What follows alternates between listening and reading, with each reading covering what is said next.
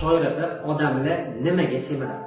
Birinchi navbatda noto'g'ri ovqatlanish, noto'g'ri hayot tarzi, o'z vaqtida ovqatlanmaslik va doimiy ravishda sifatsiz ovqatlarni iste'mol qilish va kerak emas narsani og'ziga tiqish hamda stress, qayg'ular, g'azab, nafrat, kechira olmaslik, judayam ko'p psixologik muammolar va o'zini sevmaslik hamda boshqalar bilan solishtirish orqali vazn to'playdi.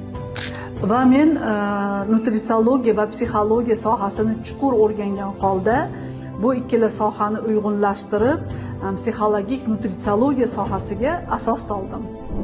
Shu sababli men o'zimning asl qomat deb nomlangan 30 kunlik marafonimga start berdim.